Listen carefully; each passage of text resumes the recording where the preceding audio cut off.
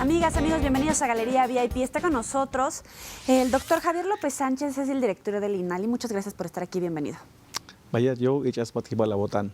Este es un saludo en mi lengua maya tzeltal. Te dije, muy buena atardecer yo.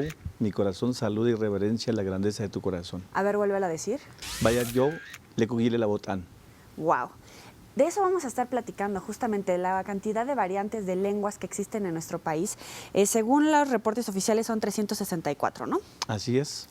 En México tenemos 364 variantes lingüísticas que a su vez se agrupan en 68 lenguas y que pertenecen a 11 familias lingüísticas. Variantes del náhuatl, otomí. El náhuatl tiene arriba de 32 variantes, el mixteco 81 variantes, mi lengua maya tzeltal tiene 6 variantes y así cada una de las lenguas tiene sus variantes.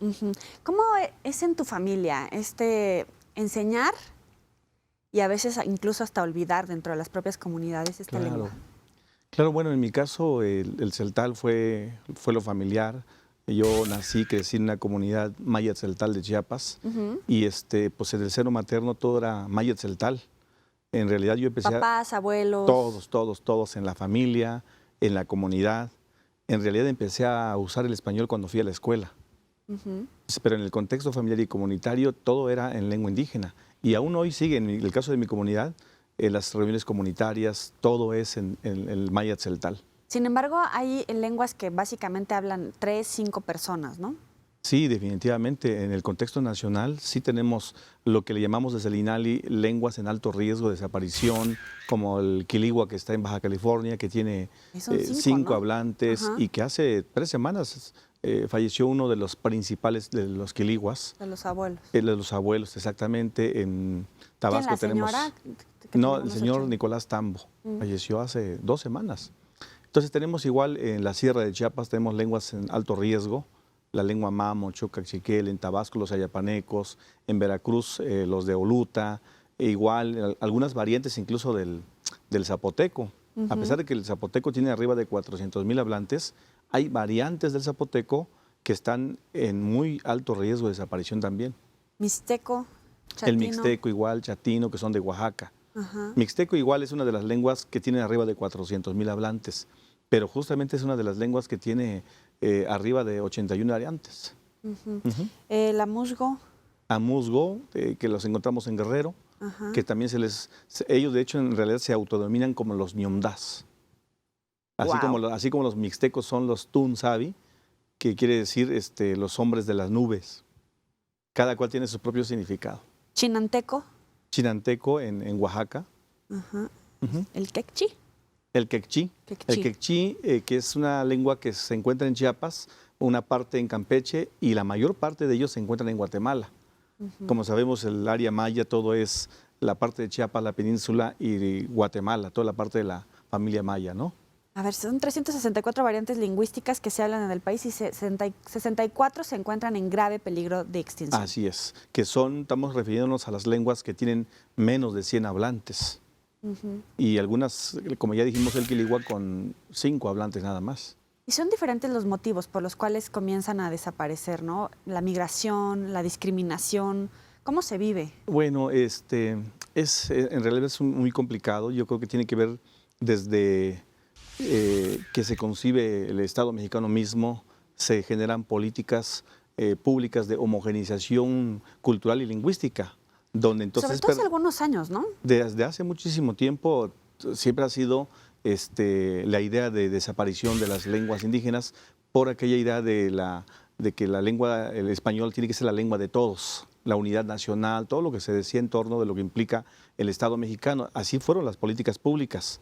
Hoy están cambiando, hay marcos jurídicos que hacen justamente un reconocimiento pleno de la diversidad cultural y lingüística de México. El artículo 2 constitucional hace referencia justamente que México ahora es un país pluricultural y plurilingüe.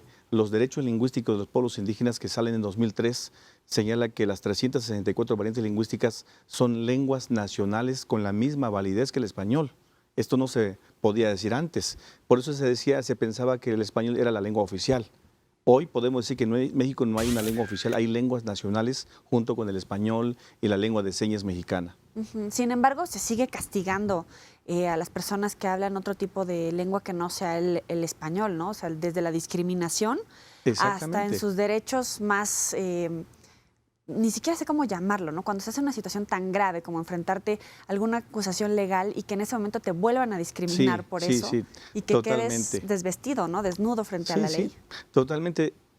De hecho, lo vinculamos con esta idea que decía de la perspectiva de una sola lengua, una sola cultura, que permeó en las políticas públicas y en la mente de la sociedad, tanto indígena como no indígena. Entonces, se han vivido procesos de discriminación y exclusión social por ser indígena o por ser hablante de una lengua indígena. Entonces, por un lado está que los hablantes, muchos de ellos, no lo vamos a generalizar, nieguen su identidad por temor a esa discriminación. Y bueno, la sociedad mayoritaria no indígena también que excluye y discrimina a los hablantes de lenguas indígenas. Todo eso ha llevado, por supuesto, a un debilitamiento del uso social de las lenguas indígenas. Es decir, se sigue usando todavía en el seno familiar, comunitario, pero luego ya no aparecen las lenguas en la vida pública, en las ciudades, en la salud, en la justicia, y por lo que tú decías justamente, hoy hay cerca de 8,000 personas presas en todas las cárceles del país. El asunto es que muchos de ellos no tuvieron la posibilidad de contar con un intérprete y traductor, y por eso es que el Instituto Nacional de Lenguas Indígenas estamos trabajando justamente para que todas estas personas tengan derecho a tener un intérprete y traductor, sobre todo para aquellas personas que solamente hablan su lengua indígena. Pero es como el doble discurso y la doble cara, ¿no? Tenemos el cinismo de decir, sí, estamos preocupados por preservar las lenguas y los indígenas y los respetos, cuando en realidad ni siquiera les damos las armas para que se puedan defender. Así es, en realidad es reciente, decíamos de los derechos lingüísticos se salen en 2003, si hacemos la cuenta apenas llevamos 10 años con esta ley, pero todo el tiempo atrás se mantuvo esa idea de una sola lengua, una sola cultura. Por eso el debilitamiento de las lenguas. Entonces estamos en un reciente cambio de perspectiva, de mirada. Yo digo que estamos ahora en el siglo XXI del tránsito de una sola lengua, una cultura, al reconocimiento y la valoración de esta rica diversidad lingüística. Y estamos, digamos, conformándonos ya en esta tarea justamente del reconocimiento de las lenguas indígenas. Y por eso también estamos trabajando para que los propios hablantes de lenguas indígenas desde la base comunitaria empecemos este proceso de reivindicación a tomar nuestras lenguas y culturas en nuestras propias manos, independiente, por supuesto, la responsabilidad del Estado mexicano de crear las condiciones justamente para que las lenguas, como dice la propia ley, se usen en todos los ámbitos de la vida pública y privada. ¿Esto qué cosa es? Que esté en la escuela, en la educación, en la salud, en la justicia. Pero por supuesto que nos falta muchísimo para que así suceda y se escuchen. Bueno, lo que he dicho también, que los pueblos indígenas tengan presencia en todos los ámbitos de la vida pública y privada, se visibilicen y se audibilicen. Esto es, que se escuchen los sonidos particulares de la lengua. Es decir, hay mucha gente todavía de México que pues, no ha tenido mucho contacto con la diversidad lingüística y entonces pues, lo que no se conoce no se puede valorar. Podríamos hacer aquí el ejercicio en Galería VIP de saber cómo se escucha y de que nos cuentes, tú que has tenido contacto con todos estos grupos, ¿cuáles son esas vivencias, no? Porque a lo mejor nosotros decimos, es que aquí en el Distrito Federal eso estamos tratando de cambiarlo, sin embargo, si vamos a las comunidades, ellos están viviendo la discriminación. Sí. Y si vamos a las ciudades más cercanas, están tratando de que esa gente deje de hablar su propia lengua, ¿no? ¿Cómo se encuentra este contraste? Bueno, yo digo que si hay, permea todavía el asunto de la discriminación hacia los hablantes, incluso entre nosotros muchas veces se da. El que ya salió de la ciudad, ya muchas veces, tampoco lo vamos a generalizar, ya no se concibe como indígena porque, bueno, ya no está en la comunidad. Pero el trato es despectivo, ¿no? Es despectivo, por supuesto, es peyorativo, incluso el concepto mismo de dialecto. Hace algún tiempo yo me encontré con un compañero que decía, es que mis papás hablan un dialecto y yo solo hablo español, pero la palabra dialecto es un asunto más despectivo. Pues hoy debo decirte que ese compañero que dijo eso hace ya que 8 años, que tiene un estudio de posgrado ahora, dice, es que en aquel tiempo lo dije ignorantemente, sin darme cuenta que yo mismo estaba hablando despectivamente de mi lengua y mi cultura. Hoy que soy un profesional de la lengua, soy ahora un promotor y me gusta usar mi lengua. Entonces es un cambio de chip, un cambio de paradigma en la persona misma. Pero ya no digamos entonces en mucha gente que no es miembro de un pueblo originario, sí sucede, por supuesto. Se las dan de muy cultos, de muy de nuevo mundo y en realidad es ignorancia. Y equívoco realmente el concepto de culto, porque realmente claro. De todo, digo, si revisamos el concepto de cultura, de qué se trata y todo, ¿no? Pero bueno, en realidad, en el estricto sentido, todos somos ignorantes en el buen sentido de la palabra de que algo desconocemos. Pero muchas veces se dice, no, pues el indígena, el hablante de lengua es el ignorante en el sentido como que no sabe nada. Y por supuesto que los pueblos indígenas, como lo he comentado yo, tienen su propia filosofía, su propia epistemología, construyen conocimiento. Los pueblos indígenas construimos conocimiento, tenemos una filosofía, una manera de ver y entender la vida. Y bueno, yo digo que se ha ido enriqueciendo justamente con el aporte del encuentro con otras culturas y otras lenguas. Y es que las propias familias, ¿no? Por ejemplo, al principio hablábamos acerca de una lengua que hablaban 5 personas, hoy sí. Una persona menos. Y entre esa familia decían, es que yo no les quise enseñar a mis hijos, tenía 13 hijos, justamente para evitar esa discriminación que yo viví. Que fueran a la escuela y que ya hablaran en español. Y entonces esa persona que no enseñó su lengua, de repente comenzó a estar aislada. Así es. En esa exclusión. Claro. Vincularlo con lo que dijiste hace un momento, justamente cómo se vive. Hoy hay muchas personas que en efecto dicen, es que yo no quiero que mis hijos vivan lo que yo viví. Es decir, que sufran discriminación por ser hablante de una lengua indígena, por ser miembro de un pueblo indígena. Pero también muchas de esas personas, si nos tocó ver con los de Baja California, mujeres de arriba de 40 años que nunca habían querido usar una sola palabra de su lengua. Ahora que estamos en un proyecto comunitario que le llamamos nosotros de revitalización de la lengua, están usando la lengua de sus papás y de los niños de sus abuelos. Entonces están usando la lengua. Fuimos a una convivencia maravillosa en el Parque Nacional de Ensenada para justamente demostrarnos cómo estaban ya recuperando el uso de su lengua, la lengua de los abuelos. Y entonces las mujeres lloraban porque decían, es que hace algunos años yo negaba mi identidad. Yo decía no hablar nada de mi lengua indígena. Ahora me doy cuenta que sí algo aprendí de mi abuelo, lo que pasa es que no quería decir nada. Entonces están, digamos, en una especie de regresión de justamente del reconocimiento de quién soy, mi identidad primigenia, mi lengua y mi cultura. Entonces estas mujeres de verdad que se soltaban llorando porque ahora que expreso la lengua de mi madre, de mis padres, de mis abuelos, entiendo que hay otra manera de comprender el mundo. Entiendo que hay otra manera de relacionarnos entre nosotros mismos, decían estas mujeres, por ejemplo, ¿no? Cada vez que desaparece una lengua, exactamente, muere una cosmogonía, ¿no? Totalmente, totalmente. La lengua encierra justamente una manera de entender la vida misma. Entonces, cuando muere una lengua, se empobrece nuestra visión como seres humanos, porque la lengua justamente expresa esas otras maneras de entender la vida misma. Entonces, estamos de acuerdo con esto. Se muere una lengua, nos empobrecemos como humanidad. Es el director del INALI, Javier López. Vamos a hacer una pequeña pausa y regresamos con ustedes. No le cambien.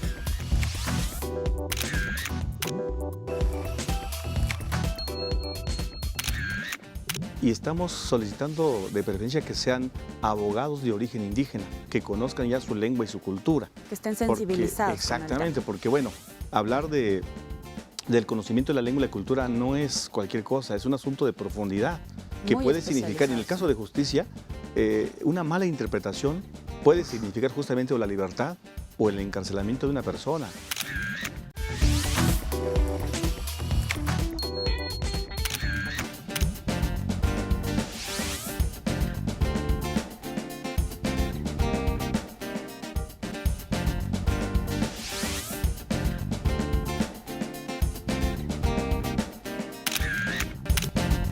Gracias por seguir con nosotros en Galería VIP. Estamos platicando con el doctor Javier López, es el director del Instituto Nacional de Lenguas Indígenas.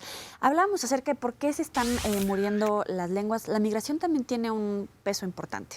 Tiene un peso importante. Hace algún tiempo pensábamos que la migración automáticamente hacía desaparecer las lenguas. Los últimos estudios nos dicen lo contrario. Y bueno, yo me tocó vivirlo con una gira de trabajo que hicimos para visitar a los connacionales en Estados Unidos. Comentarte que solo en San Francisco hay cerca de 20,000 mayas yucatecos. Entonces la hipótesis era que, bueno, pues ya están en Estados Unidos, pero ya no hablan su lengua. Pues no, se conformaron en comunidad y hablan su lengua maya en el béisbol, en la elaboración de la cochinita pibil, usan justamente su lengua madre. Estando allá. De hecho, nos encontramos con un michoacano. Dice, yo no soy indígena, decía él, pero bueno, me vine a quedar aquí, estoy conviviendo con todos los mayas de Yucatán, entonces como me gusta el béisbol, pues mírame, ahorita dice hablando maya. O sea, este señor de Michoacán, que él no es de origen indígena, lo decía, ya habla maya yucateco porque pues convive con todos los que están ahí en San Francisco. Entonces, no siempre es, digamos, negativo. El asunto es que muchas veces, en efecto, digamos, en lo que implica la migración interna, nacional, sí es cierto que mucha gente que llega a la ciudad deja de usar su lengua por esa idea del temor a la discriminación. Y sí es cierto, es que en efecto sí se vive. Entonces mucha gente deja de usarla, pero entre ellos se encuentran, tienen sus pequeños nichos y hablan su lengua indígena. Yo mismo me he encontrado con muchos de mis hermanos indígenas y yo los encuentro y les hablo en lengua indígena y luego muchas veces ellos me contestan en español. Les digo, oigan, les estoy hablando en la lengua tzeltal. Entonces ya cambia la perspectiva y empezamos a hablar en tzeltal. Entonces yo creo que en el fondo no es la migración en sí, sino que las condiciones de política pública que se tienen que construir justamente para que las lenguas tengan presencia en la radio, en la televisión, en todos los ámbitos de la vida pública y privada. Entonces son las condiciones de política pública que tienen que ser más puntuales y creo que estamos en ese camino y ojalá lo logremos. Esta meta nacional que nos ha compartido muy puntualmente el presidente de la República, por ejemplo, una meta nacional, el México incluyente. ¿Qué implica? Que todos tengamos cabida en nuestro país, diría yo, ¿no? Entonces sí tenemos ese gran reto de construir políticas públicas plurales, incluyentes, hablemos de la mujer, de los pueblos indígenas, en fin, de la diversidad. ¿Cuánto tiempo va a llevar echar atrás esta tendencia de la desaparición de lenguas y cuánto puede costar? Es muy complicado. Tu pregunta me remite a pensar un poco lo que decía Albert Einstein. Albert Einstein decía que es más fácil destruir un átomo que un prejuicio, porque luego se instala en la mente. Sin embargo, en el caminar que he hecho en toda la República y en los contactos que tenemos con otros países, debo decir que estamos viendo ahora un cambio de paradigma en la propia sociedad. Estamos en una sociedad del siglo XXI, donde en efecto estamos, por supuesto, con todo lo que implica la modernidad, la tecnología y todo, pero hay un cambio de perspectiva, para empezar, de los propios pueblos indígenas, es decir, del empoderamiento de su lengua y su cultura. Entonces hoy vemos muchos jóvenes universitarios elaborando software libre en su comunidad, creando radio comunitaria, usando el Facebook, usando la tecnología, en fin. Entonces hay un cambio de paradigma, pero un cambio también de lo que implica el cambio generacional, por un lado, pero también una sociedad no indígena nacional que empieza a reconocer y valorar la diversidad, que en efecto, por lo menos ahora que estamos elaborando nuestro programa institucional, tenemos como una perspectiva de trabajo a 25 años. Creemos que a 25 años, para empezar, la sociedad mexicana tendrá más conciencia de lo que es la diversidad cultural y lingüística. A nivel de América somos el tercer país con mayor diversidad lingüística, pero hay gente que en este momento no conoce las lenguas indígenas. A nivel mundial nos encontramos entre los 15 países con mayor diversidad lingüística. Entonces, hay gente que no lo sabe. Entonces, otra vez, sí se requiere, estamos dándonos este plazo por lo menos de 25 años, donde creemos que en este plazo la gente tendrá mucha más conciencia, tanto los hablantes de lenguas indígenas, así como la sociedad no hablante de lenguas indígenas. Un primer ejercicio es la traducción de la Constitución. Por supuesto, y qué bueno que lo comentas. De hecho, el pasado 13 de marzo de 2013, justamente cuando entregamos los avances que tenemos de traducir la Carta Magna a 13 lenguas indígenas. El señor secretario de Educación Pública, don Emilio Chaifet, nos instruyó justamente que al 2018, es una tarea que tenemos ya, tenemos que haber traducido la Carta Magna a las 68 lenguas indígenas. Es una tarea que tenemos, pero también por un lado estamos trabajando con la norma de escritura de las lenguas. Si el español tiene una norma de escritura, bueno, las lenguas indígenas deben tenerlas también.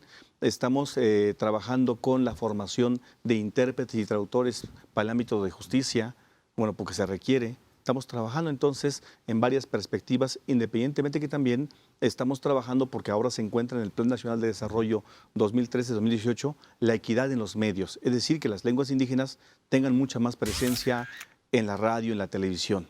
Es una enorme tarea que tenemos, por eso creemos que los medios de comunicación van a jugar un papel muy importante para que pasemos de esto que decíamos de una sociedad con una visión de una sola lengua y una sola cultura a una visión más de diversidad lingüística y cultural del país. Si hiciéramos un cálculo de las personas que en este momento están purgando alguna condena o están en espera de sentencia porque no tuvieron en el proceso una traducción para defenderse de las acusaciones en su contra, o de los que ya están sentenciados y que justamente por esta situación no fueron defendidos ante la ley como iguales. Pues fíjate que recién se está haciendo el estudio justamente de estos poco más de 8,000 que tenemos como dato general. Lo reporta la Comisión Nacional para el Desarrollo de los Pueblos Indígenas. Estamos justamente como INALI, porque eso nos toca ya, justamente como aporte, como contribución y como parte de nuestra atribución, haciendo el recuento justamente de cuál es el porcentaje real de personas. A nivel general, tenemos poco más de 1 millón de personas que son hablantes solamente de una lengua indígena. Entonces estamos haciendo el cálculo justamente de estos 8,000 y de este 1 millón de personas que solamente hablan su lengua indígena, ¿cuántos son? Entonces, pues en breve seguramente sabremos ya cuánto es el porcentaje de personas que requerirán sin duda del apoyo de los intérpretes y traductores. En México hay 16 millones de indígenas y 7 millones hablan su lengua natal. ¿Cómo van a preparar a estos traductores e intérpretes? ¿Necesitan tener ya el conocimiento de una lengua como natal o cómo los van a ir preparando? Bueno, básicamente y de preferencia nosotros estamos trabajando conjuntamente de nueva cuenta con la Comisión Nacional para el Desarrollo de los Pueblos Indígenas, con la Defensoría Pública Federal, y estamos solicitando de preferencia que sean abogados de origen indígena, que conozcan ya su lengua y su cultura. Que estén sensibilizados. Exactamente, porque bueno, hablar del conocimiento de la lengua y la cultura no es cualquier cosa, es un asunto de profundidad, que puede significar, en el caso de justicia, una mala interpretación puede significar justamente o la libertad o el encarcelamiento de una persona. En el caso de salud, una mala interpretación, lo sabemos todos, puede significar o la vida o la muerte de una persona. Entonces sí es una complejidad enorme que por supuesto eso nos ha llevado justamente que en el caso de justicia haya todo el diplomado que por lo menos ahora estamos trabajando, hay un módulo muy completo que tiene que ver con el conocimiento de la lengua y la cultura. Y a eso se junta con que son ya hablantes y conocedores de la lengua, se fortalece mucho más el conocimiento de la lengua y la cultura. Por un lado, estos intérpretes llevan todo un complemento de lo que implica la técnica jurídica en materia de interpretación y traducción, y hay un componente de ética, justamente porque, bueno, ser intérprete en el ámbito de justicia puede estar significando también el no declarar como debe ser lo que está diciendo el sujeto en cuestión. Si se pierde una lengua, también se pierde la tradición cultural, todo el conocimiento que tengan de ciencia, del concepto de la familia, del mundo, ¿no? Un poco la cosmovisión, pero también todo este conocimiento, ciencia, arte, cultura. ¿Cómo preservarlo? ¿Cómo preservar? Creemos que sin duda la educación juega un papel importante. Las familias, nosotros mismos los indígenas, lo entendemos claramente, pero si se requiere lo que decíamos, las condiciones. Entonces la educación juega un papel importantísimo y por eso un elemento crucial es que tiene que, ahora que se está revisando la reforma educativa, tiene que estar presente lo que nosotros le llamamos el diálogo de saberes. El diálogo de saberes. Los pueblos indígenas tenemos valores y hay valores universales que conocemos todos, el respeto y todo lo demás. Sin embargo, hay valores que son particulares de los pueblos indígenas que si se discuten no solamente en la familia sino en la escuela, pueden ser grandes aportes. Algunos de ellos, por ejemplo, son la reciprocidad. Es un valor muy importante de los pueblos indígenas. es la ayuda mutua, el tequio, que está muy presente en Oaxaca, por ejemplo, la comunalidad, en fin, son perspectivas de trabajo comunitario que tienen que estar muy presentes. Entonces, lo que nosotros le llamamos el diálogo de saberes en la escuela implica que nuestros profesores estén formados, en primer lugar, estén formados justamente para comprender y entender la diversidad, por un lado. Pero por otra parte, tienen que tener componentes metodológicos justamente para saber retomar cuáles son los saberes de los niños, con qué saberes llegan de su comunidad, cuáles son esos saberes. Por ejemplo, en matemáticas. En matemáticas, ¿cómo se mide desde el maya tzeltal, desde el náhuatl? ¿Y cuáles son los otros tipos de medidas, como el metro, el centímetro? Entonces, el diálogo de saberes implica reconocer cuáles son esos tipos de medidas desde el ámbito de los pueblos indígenas y cuáles son estos otros tipos de medidas. Entonces, si entran en juego y en diálogo estos saberes, bueno, pues van a permanecer entonces la filosofía, la epistemología de los pueblos indígenas. De lo contrario, prevalecerá un solo tipo de conocimiento y otra vez, en lugar de enriquecernos, nos empobrecemos. Es miembro del pueblo maya tzeltal del estado de Chiapas, aquí en nuestro país, y doctora en educación por el Instituto Multidisciplinario de Especialización, y ha tenido varios cargos justamente en este sentido. No le va a dar tiempo de estar los 25 años, pero ¿cuál sería el objetivo que usted se traza en esta administración para decir, por lo menos, esto tengo que haber hecho? Así es. Bueno, los objetivos justamente, lo que decíamos, la Constitución, que esté a las lenguas indígenas. Haber iniciado proyectos de base comunitaria, por lo menos en las 68 lenguas. No estoy diciendo las 364 variantes lingüísticas, por lo menos en las 68 agrupaciones lingüísticas. Y por supuesto, haber cubierto los intérpretes y traductores que se requieren, donde hay mayor incidencia, de acuerdo a los datos que nos da la Comisión Nacional para el Desarrollo de los Pueblos Indígenas. Y una aspiración importantísima que ahora lo vemos desde el Instituto es justamente ver con más presencia las lenguas y culturas indígenas en la radio y en la televisión. Esto tiene que ver con lo que le llamamos nosotros el prestigio social de las lenguas indígenas. Y bueno, queremos por supuesto trabajar una metodología para la enseñanza de las lenguas indígenas. Es decir, para todos aquellos que quieren aprender una lengua indígena, hablantes o no hablantes de una lengua indígena, entonces tener un paquete interactivo de materiales para que puedan aprender una lengua indígena. Doctor, un placer tenerlo aquí en Galería Bepi. Al contrario, Okol Yalbat Kotán, yo. ¿Qué es? Que es, gracias de mi corazón al tuyo por haber escuchado mi palabra. ¡Wow! Con esto nos despedimos, pásenla muy bien.